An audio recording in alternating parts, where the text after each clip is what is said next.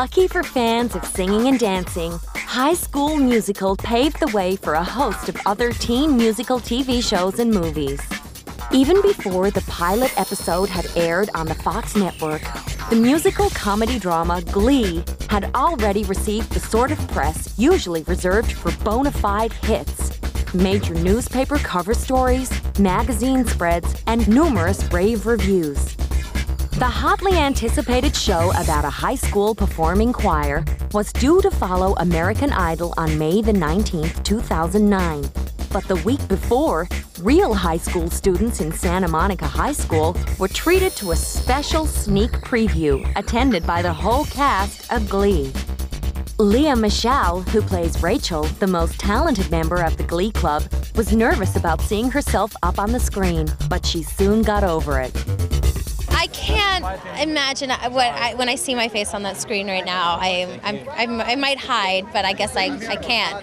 So it's going to be really exciting. It's so great to finally get out and have everybody see it, and we all get to dress up like all of our friends, and it's fantastic. The show was created by Ryan Murphy, Brad Falchuk, and Ian Brennan. Years of involvement with suburban glee clubs and high school dramatics had given them plenty of experience to draw from when it came to writing Glee. Of course, there were the inevitable comparisons with that other hit TV show, High School Musical. However, Chris Colfer, who plays gay male soprano Kurt in the show, insisted there were more differences than similarities. I'd say this is real High School Musical. This is like the public high school that we all went to. You know, this is nothing cheesy and musical. Kevin, who plays paraplegic guitarist Artie, explained that despite the happy-sounding name, Glee wasn't afraid to tackle the tough issues. Real teen problems, teen struggle with across America. Substance abuse, a lot. Corey Monteith, who plays Finn, was quietly confident that Glee would go down well with young viewers. Although not all critics agreed with one reviewer who described the cast as over-the-top buffoons, the show immediately became a hit with viewers, almost 10 million of them to be exact. In 2009, 25 Glee cast singles charted on the Billboard Hot 100, selling more than 2 million downloads in the process. Fans of the show have been dubbed Gleeks, a cross between Glee and geek. And ever since it first went to air, MySpace, Facebook, and Twitter have been buzzing with Gleek-related activity. In mid-2009, the cast set out on a Gleek tour of U.S. shopping malls. The Gleek tour was us Gleeks going around the country to Hot Topics, meeting the fans.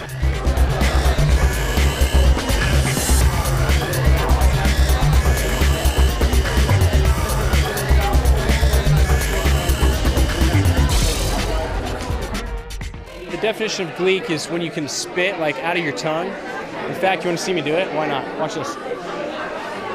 That was a gleek, actually. Why not? And the other definition is a fan of the show. Although they already knew they had a big hit on their hands, some members of the Glee Club were taken aback at the public's response. I mean, the first mall we walked into, they were all singing Don't Stop Believing. And that, you know, with the voices echoing through the mall was something that you're not going to forget that. Yeah. But perhaps even more memorable were some of the fans' rather strange requests. All right, this one girl, I don't know if you're ready for this. This one girl asked me to sign her head. To sign her head. Did you do it? And no, I said no. I said I couldn't do it. I signed her hand, but I didn't want to sign her head. We signed an iPhone. Somebody let us sign their iPhone. That was odd too, but you know, it's fun. They're enthusiastic. But nothing could top the bizarre request of one serious autograph hunter. I'm going to remember somebody putting their baby on the table and having me sign it. That's what I'm going to remember from the Glee tour. Did they actually want you to like sign the baby? Sign the baby. Here's my baby. Sign my baby. Like, no, I signed the baby. I signed the baby. Well, it was a dress on the baby. But I signed the baby. Zac Efron and friends aren't the only teen sensations to be getting the under-20s into a frenzy. It takes many celebrities a lifetime to learn how to deal with the press. But Miley Cyrus had it all worked out by the time she turned 16. For me, I've always said, no matter what, if I want respect, I have to respect other people. So I've been very respectful to them and try to give them as much, inside scoop as possible. So I hope that they'll continue to respect me as much as I have them. The devout Christian stayed cool over the furor that erupted over the publication of a photo of her draped in a bedsheet in Vanity Fair. She'd also managed to keep smiling through media rumors that she'd fallen pregnant to her then-boyfriend, Nick Jonas. I think they're trying to put me in the category that I don't belong in because I'm in the good girl category and I want to stay there. Thank you. But then she did have a great teacher in Father Billy Ray, whose #1 hit Achy Breaky Heart turned him into headline news in the 80s. Since then, his moment in the sun has been easily eclipsed by his superstar daughter, who shot to stardom in March 2006 in the title role of Hannah Montana on the Disney Channel. The unexpected success of the series, along with the soundtrack albums and the accompanying concerts, transformed Miley Cyrus into an overnight global teen sensation. So she's a good singer, and her accent and stuff, I just love her. And she comes to London, like she's from America and stuff, so she cares for her fans in London as well. I love Hannah Montana. Since I saw her on a show, I wanted to just get up and sing. And I just love her, and she's the best girl in town, and not town, just in the world. In 1 year alone, she earned $25 million. But not content with becoming Disney's #1 acting and singing star on the back of the Hannah Montana series, Miley was determined to prove she could make hit records of her own. On her second solo album, Breakout, she co-wrote 8 of the 13 songs. It was long, writing them all out. I would be falling asleep during writing my songs, but I was like, gotta finish. So I guess just staying up late and writing music no matter what, because you're never off the clock when you're doing an album. Despite being so new to the recording business, she didn't need to look to more established artists for musical inspiration. My favorite groups are The Killers and Coldplay, but I definitely wouldn't, I don't really like people to inspire my records. I like to inspire my records. I like my fans to inspire my records, so I never sound like anyone else. I really try not to listen to any other music but what I'm writing, so I don't sort of sound like anyone else. Her next big challenge was to lend her voice to a lead character in the Disney animation feature, Fault. She also sang and co-wrote the song Lost You, which landed her a nomination for a Golden Globe. I was in my bed, sleeping, and my phone started ringing. And I was like, what the heck? And I went and picked up my phone, I was had a bajillion texts, and I was like, oh my gosh, it's so cool. But it was too early, and now it's starting to kick in now that I'm starting to talk about it, so I'm excited. Not that she'd set her sights on winning an award.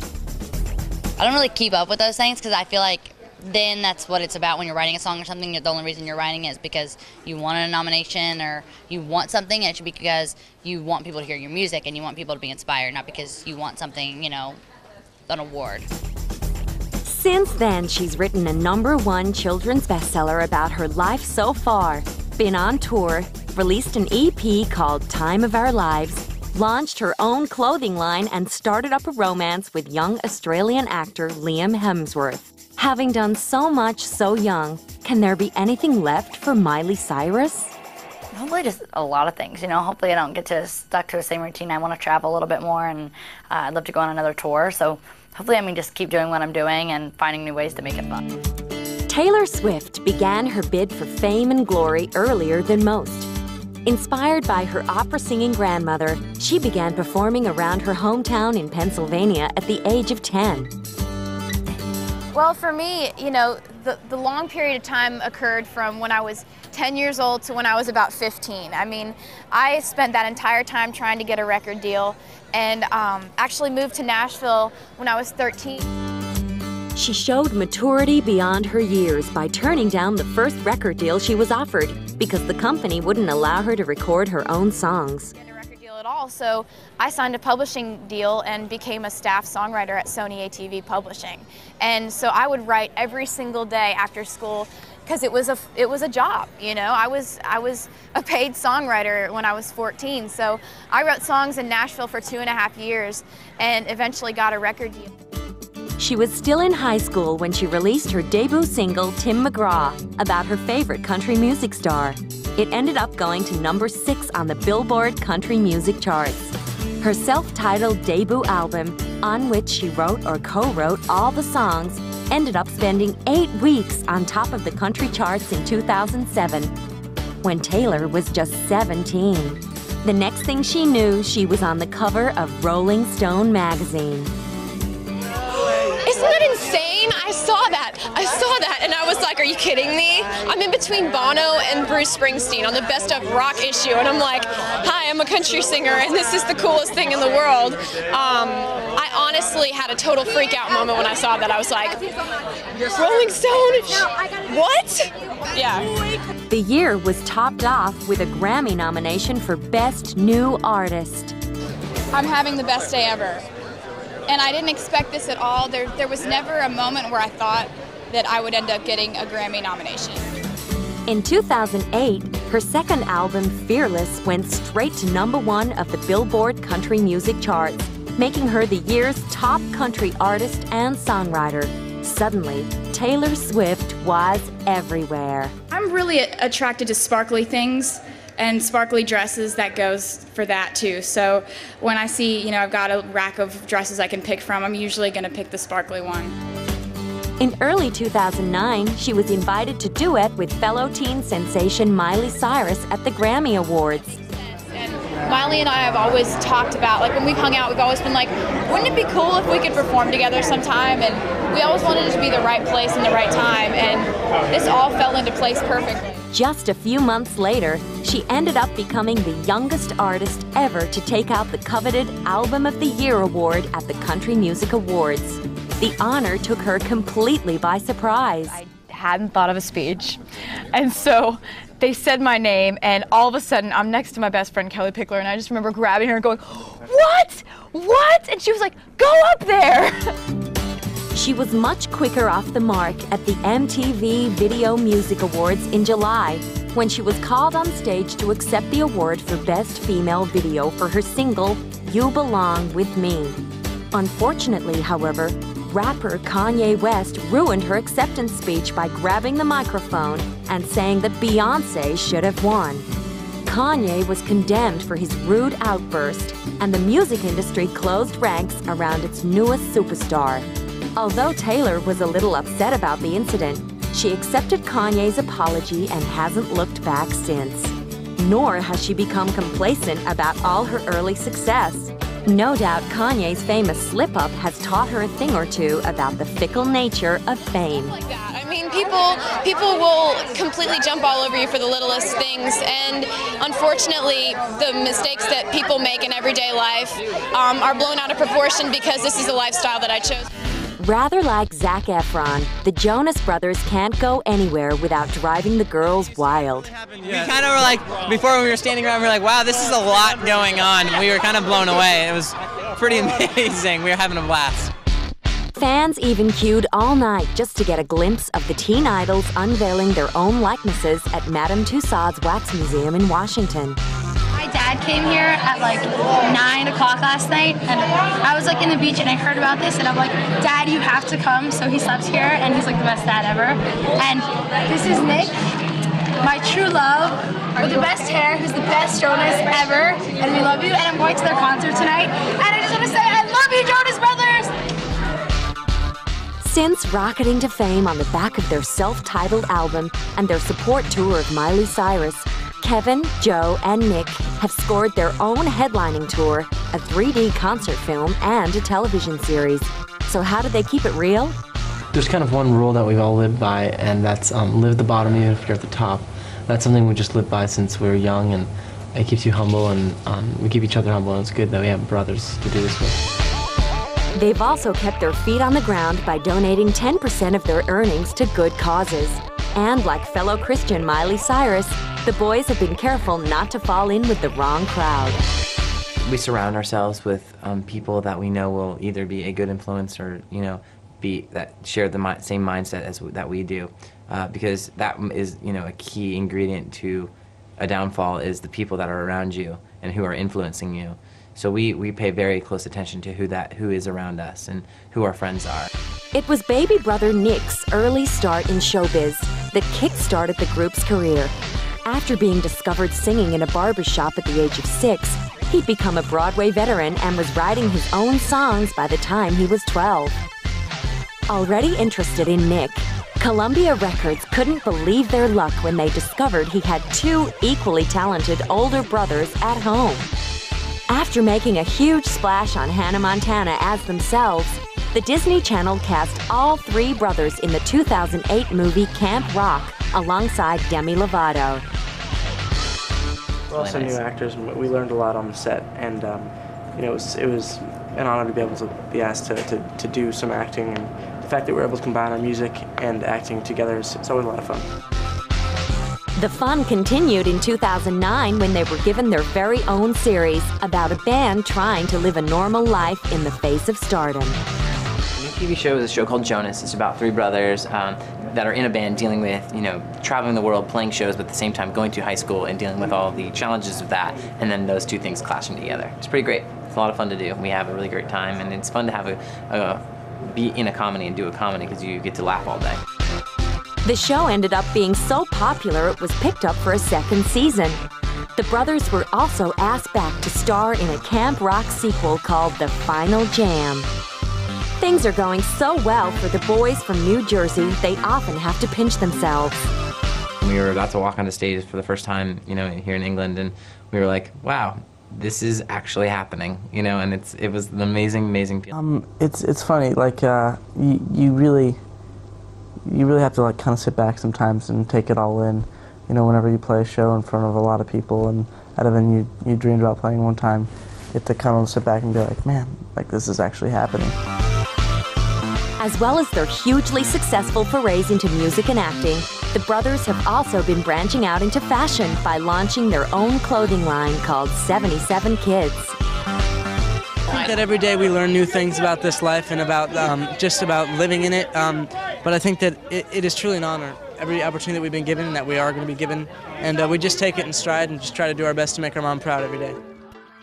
These days, Zac Efron can't go out in public without getting screamed at. We love Zac Efron. Zac Efron? Zac Efron. We love Zac! Even red-hot Transformers star Megan Fox is a fan. Zac Efron is my obsession. He's here? So, what's so special about him? It's just that. He's gorgeous. His hair, everything about him is gorgeous. It's just Zac Efron. He's such a sweet guy. You know, he's completely normal and he's just great. And Vanessa Hudgens should know. After all, she's the co-star who started dating the High School Musical heartthrob before he became an international teen icon.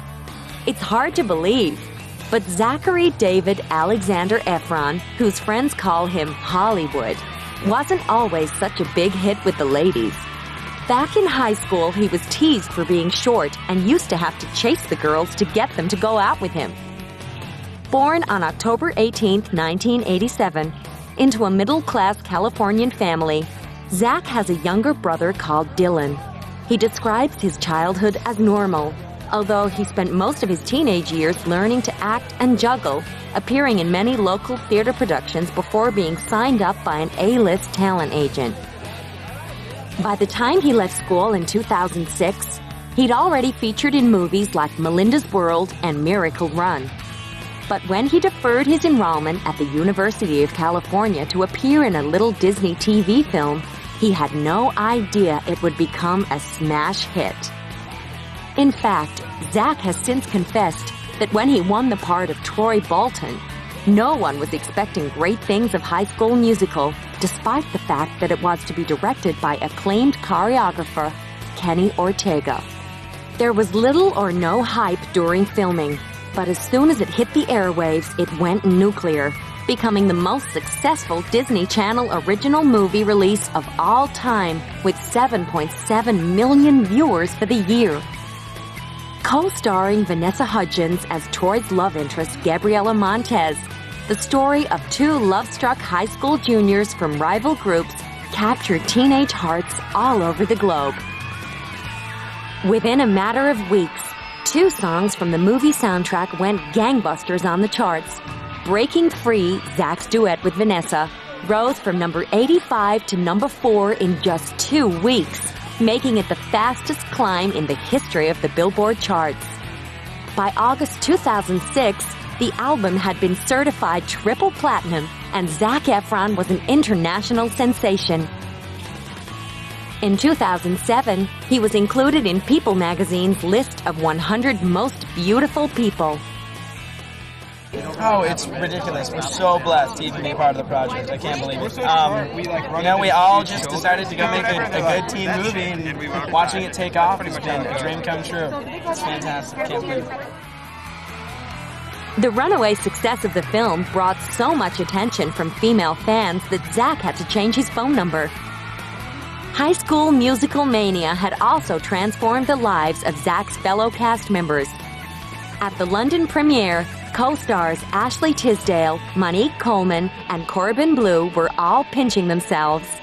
The amount of success and the phenomenal success that High School Musical has gained, none of us could have really expected it. And I mean, who knew that we'd end up coming to London, and we went to Australia, and we went to the Emmys, and the movie, the DVD sales went through the roof. It was number 1 on the billboards twice in the States. It's just, the success has just been absolutely incredible, and we're all very, very grateful. Although Vanessa refused to confirm that she had fallen for Zac in real life, she did admit that things had changed since making the film. It's just made things way more chaotic. I mean, before I'm so used to just sitting around at home, just kind of doing absolutely nothing, looking for my next job. And now I wake up to paparazzi outside my house, following me where I go, and not really being able to go to the malls because the girls will follow me and not let me go anywhere. And I mean, that's the crazy part. I'm very thankful for my fans, though, because without them, I would not be here. For all of the fame and fortune High School Musical brought its young stars, it wasn't all smooth sailing for 19-year-old Zac, who was a little embarrassed by the belated revelation that another singer's voice had been blended in with his on the movie's soundtrack. Zac defended himself in an interview with Rolling Stone magazine in 2007, explaining that the songs had been written for a tenor, making some of the notes a bit of a stretch for his baritone voice. Certainly, Zac had been no stranger to singing on stage. As a young teenager, he'd worked in a theater called the Great American Melodrama and Vaudeville, appearing in musicals like Gypsy, Little Shop of Horrors, and The Music Man. I was raised on musicals. They were a huge part of my growth and development. Thankfully, he was given the chance to regain his pride by performing all of his own vocals in the musical remake of the John Waters classic, Hairspray. Writers Scott Whitman and Mark Shaman, who'd collaborated on the Broadway version, even wrote a new song especially for Zac. For Zac, playing the part of teen star Link Larkin felt a little like art imitating life. A little bit. Link is, of course, it takes place in the 60s, so Link is a lot more Elvis than me, But, it was fun to play that character that kind of brings the cool vibe to the movie, and I really dig characters like that. When I was young, that was the type of character that always stole the show for me. So I really looked forward to playing Link. One of the highlights of starring in the high-octane musical remake was getting to work with the legendary star of 70s musical Grease, John Travolta. We're in the middle of a dance rehearsal, and behind me there was like a pandemonium, and a crowd started to form behind me. Of course, I fight my way to the middle, and who else is there but John in his Edna costume? And he was shaking his booty, he was grooving, he was laughing, he was talking in character. And right then, as we watched John become Edna, I think that was where the cast collectively realized we could do this. We could pull off Hairspray one more time. It was a great moment. While John was pulling on the fat suit for the part of Edna Turnblatt, Zac was piling on real pounds to play chunky hunk Link Larkin. The story goes that he had to gain 15 pounds for the role. Thankfully, it all turned out to be worth it. Hairspray was a hit, but Zac barely had time to read the glowing reviews before getting back out on the road to promote the DVD of High School Musical 2 in August 2007. Since debuting on the Disney Channel, the sequel had smashed all viewing records for basic cable TV by accumulating a staggering audience of 17.24 million viewers. At the LA premiere, Zac had a chance to reflect on the phenomenon that had transformed him from unknown high school graduate to global superstar. High School Musical is everything, for me. It got me started. This is the only reason that I'm sure that you even want to interview me. So I'm very grateful. How could I be anything but? And looking forward to going back and having fun a third time. It really is just a dream come true to make these films. So that's what I'm looking forward to. Even though it had been 18 months since they'd been thrown together on the set of the first film, Vanessa still wasn't giving anything away about her rumored real-life romance with her on-screen sweetheart. No, I mean, High School Musical has given me so much. It's given me a whole bunch of fans. It's given me amazing relationships. And, I mean, I wouldn't be here if it wasn't for High School Musical. And I just think back and I couldn't imagine life without it, I guess. However, a few months later, she finally confirmed what everyone already knew by admitting that she and Zac had been an item since filming the first High School Musical. Although not everyone was convinced that the couple would stay together. I predict that Zac Efron and Vanessa Hudgens will break up because she's a troublemaker and he's too pretty to stay with her for that long. However, all the gloomy predictions proved to be well wide of the mark when Disney confirmed their support of the young star. And in early 2008, shots of her and Zac getting cozy on set turned up in the gossip pages. During a press conference during filming in Salt Lake City, they were clearly still the best of friends. I know I couldn't wait to get back here and start this movie. And also, I kind of think of it as the third act to, High School Musical. So we're thrilled to bring it back.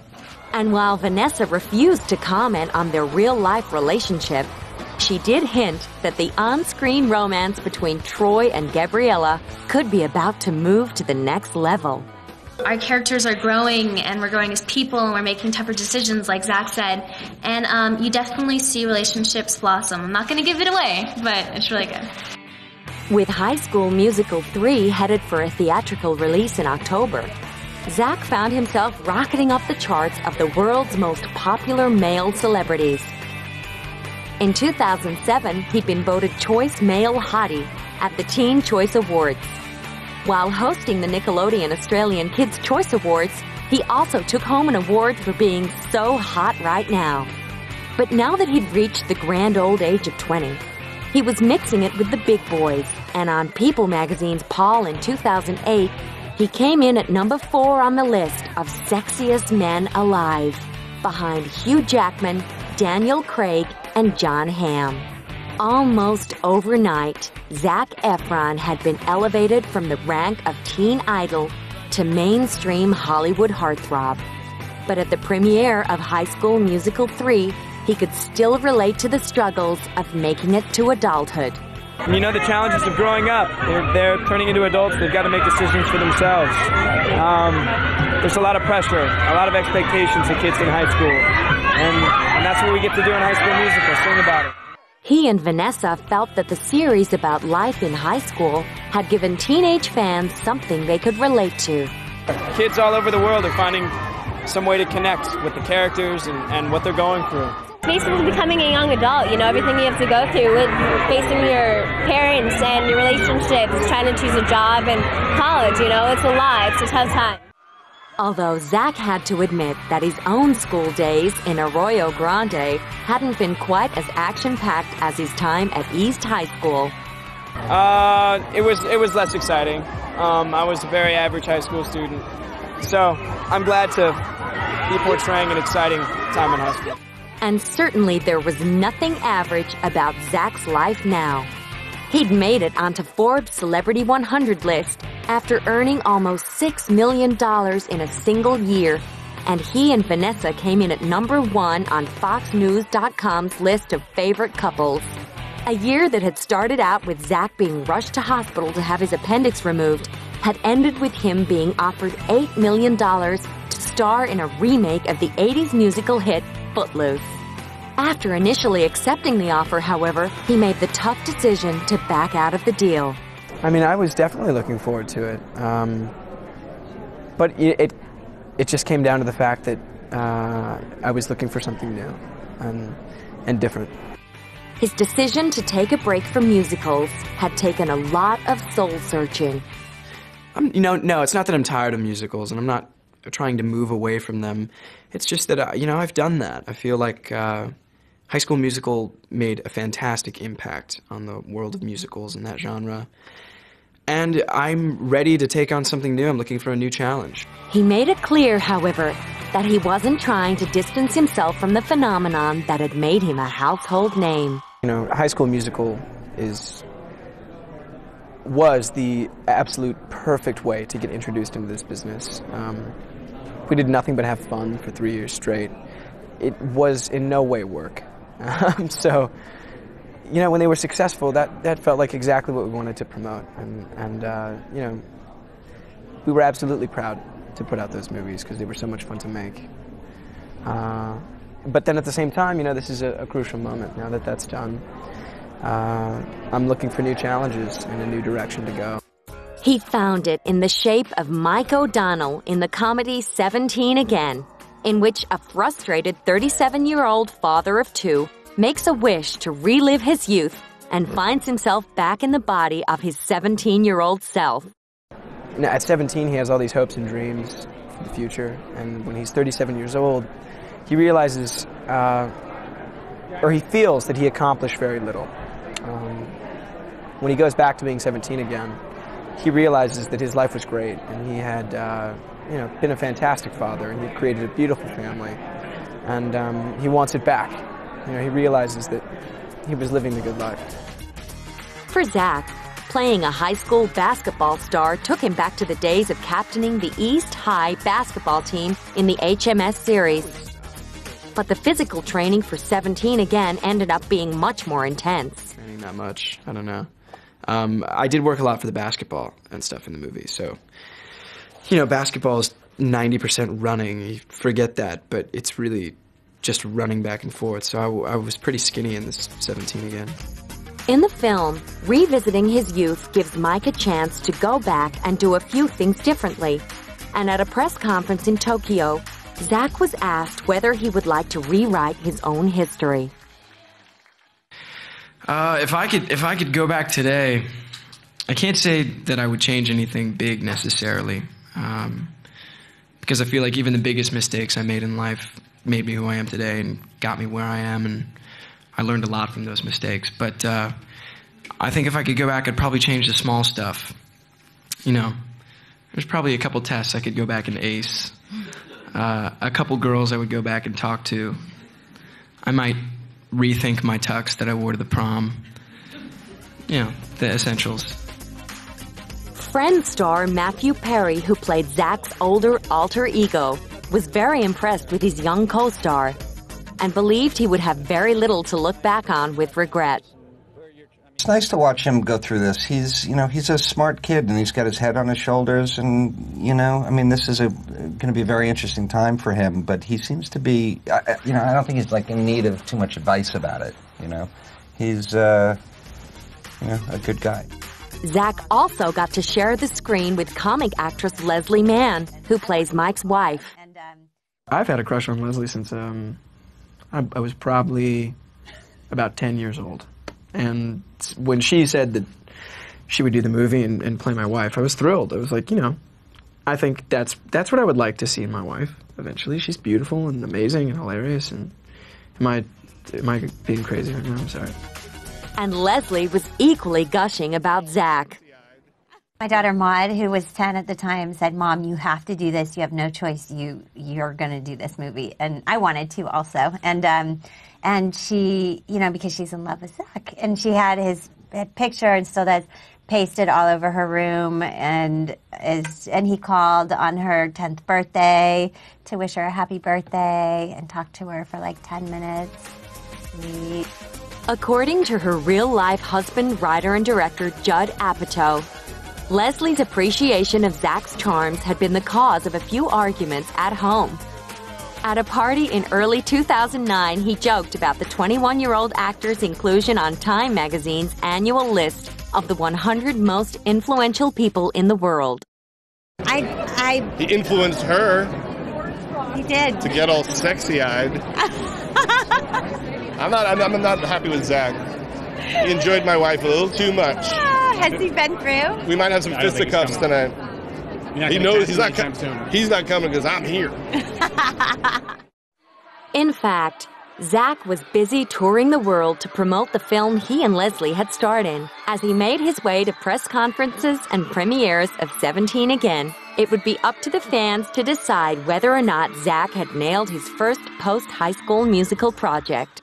I think he's going to surprise a lot of people in this movie. At the UK premiere in March 2009, he was cheered on by a mass of screaming teenage girls who didn't need to see the movie to give him rave reviews. It's obvious that you're here for Zac Efron. Yeah. Why do you love him so much? Because he's really fit. He's like so fit. But what about his acting talents? He's good at acting, and he just like brings like a nice vibe to everyone. And he seems like a really nice person just to be with.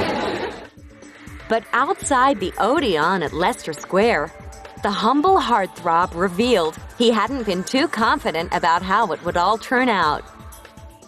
You know, initially I was a little bit scared. I didn't know what to think about playing a 37-year-old guy. You know, I was like, is this really the next thing I should be doing? But as I read the script and it all shaped up, it actually turned into the most appealing role out there. This is not a typical high school role, which is kind of all I could get at the time. I'm playing a dad, a father, which I have virtually no experience at. And it was a trip. It was fun. And now that the film was out there, he was really having a ball. In the U.S., 17 Again debuted at #1 in its opening weekend. And over at the Berlin premiere, his screaming fans really gave his ears a workout. It's a lot at once, but, you know, I'm just happy that they are, you know, excited to be here. Not everyone can say that they have such a devoted fan base, so... What do you do for ear protection? For ear protection? Ear push-ups. Helps you get ready. He was feeling a lot of love from his German fans. I'll be coming back to see you very soon. I love you all very much. Enjoy the movie! While Zac was lapping up the adoration from his fans, Vanessa was hard at work filming her next project, Band Slam, a romantic comedy about a group of unlikely friends who form a rock group. I play Sam, the 5 is silent. She's a little different, you know. She's a bit more introverted and deadpan, and she's just a fun character for me to play. I get to rock out at the very end of the movie with a flying V, so I had fun. For the first time in 4 years, the young couple were spending long periods apart and working on separate film projects. Gossip columnists were on the hunt for signs that the relationship could be cooling off. Zac certainly seemed to be having a whale of a time out on his own, and told one interviewer he didn't want to get married until he was 40. Clearly, he was enjoying his freedom. I'm so excited. This is the first time in a couple years that I haven't had a game plan, and it feels amazing. You know, I don't know exactly what's coming next, but it's going to be interesting. But once again, rumors of an impending split were wildly exaggerated. Much to the disappointment of Zac Efron fans all over the world, he and Vanessa were still very much an item when they turned up at the MTV Awards in June, along with the rest of the High School Musical gang. Zac was feeling a little nostalgic. I can't believe it, man. This could be the last time we're all together, and I'm really excited. At an awards show, we see each other all the time. But it's shaping up to be awesome, dude. I got my fingers crossed for us. Zac ended up taking out the MTV Music Award for Best Male Performance. That pat on the back augured well for the upcoming release of a film he'd made back in early 2008. In Me and Orson Welles, he played a teenager, hired by the legendary director to appear in a production of Julius Caesar. The film was released in the U.S. in November to great reviews, paving the way for his next big acting adventure as the star of the fantasy romance film, The Death and Life of Charlie St. Cloud. While many teen stars have fallen by the wayside in their attempts to make it as adult actors, Zac seems to have survived the transition and is well on his way to sealing his status as a leading man in mainstream Hollywood. No doubt that success has a lot to do with some very smart decisions, like turning down the lead in Footloose and seeking career advice from other former teenage stars, like his own personal idol, Leonardo DiCaprio. Determined not to fall into the hard partying trap that has derailed many of his peers, Zac always makes a point of appearing well-groomed in public. And aside from his ongoing relationship with Vanessa, he's so far managed to keep his private life private. You know, I have two separate lives. There's really Zac in front of the camera, and then there's me off camera. And, you know, you could turn it on when you need to. And whenever he's in front of the cameras, he takes his responsibility as a role model very seriously and never forgets what he owes to his legions of screaming fans. Those are my fans. Those are the people that I want to impress, the people that I want to make great movies for. So it's a pleasure to get out and be able to thank them, you know, at least by showing up and smiling for them. And I mean, if that's as hard as it gets, then bring it on, man.